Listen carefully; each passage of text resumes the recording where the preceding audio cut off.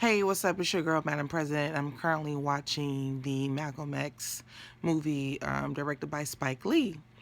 And I just want, this is one of the greatest movies ever. I was born in 1985, and there is no reason, I'm 30 years of age, there's no reason that America has not progressed in its economic disparity amongst African Americans in the last 30 years. When I was 85, when I was born in 1985, the conditions of the African American community are the exact same, impoverished, definitely sectioned off by class.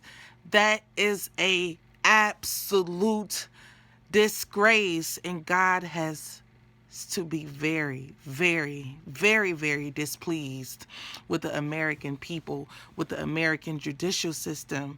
Do you know that this movie, which was released in the 90s, I remember being so young watching this movie, maybe like fifth or sixth grade, and I remember just like in awe at who Malcolm X was. I believe that Malcolm X was one of the most important men of American history.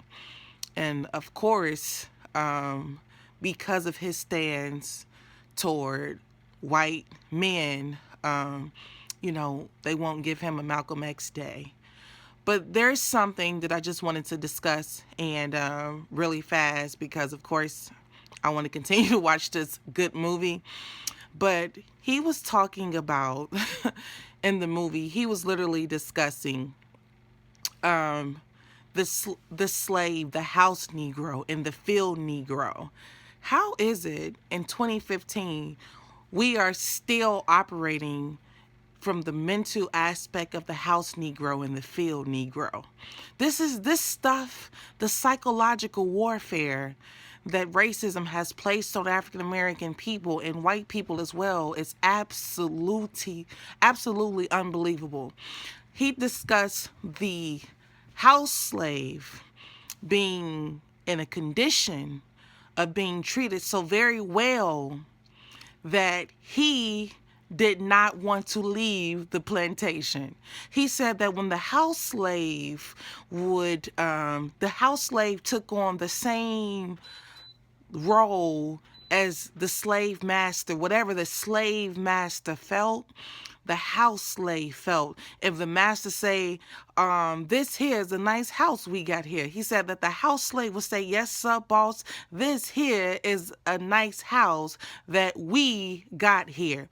And one of the most amazing things about what Malcolm X had, that example that Malcolm X used, is it's still happening today in 2015. And I just want to say that Malcolm X is dead and gone, as we all know.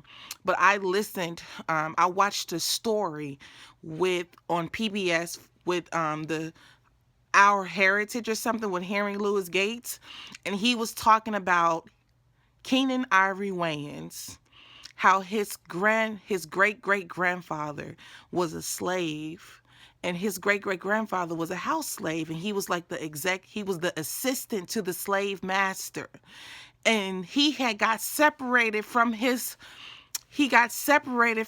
master, and he wanted to go back to his master. He wanted to be reunited. Malcolm X did not know Malcolm X did not know Malcolm X did not know Keenan Ivory Wayans' grandfather, but he knew the psychological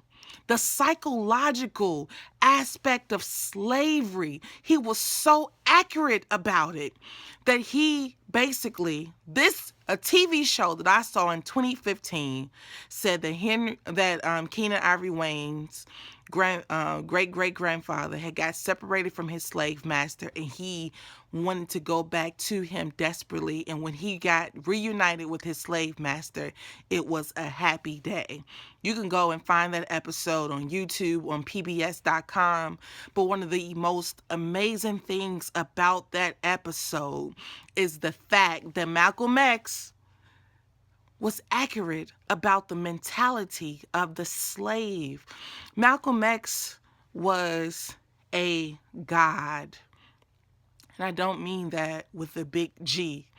I mean that with a little g. But he was not a human being. He was a god.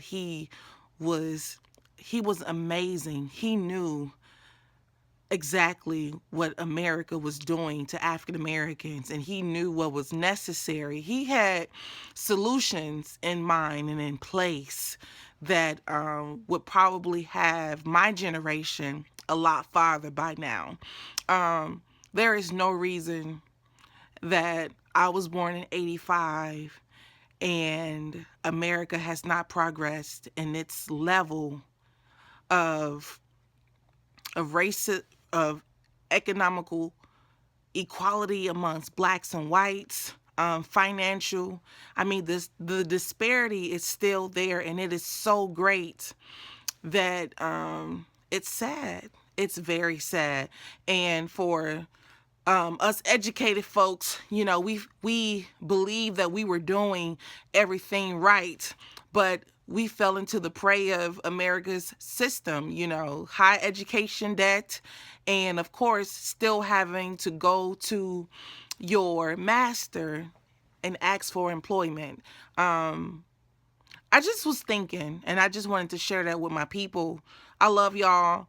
I mean, it should be your goal, like it is mine, to not allow my family, to not allow my children to turn 30 years old and experience and have the American experience the same way as you have it at 30.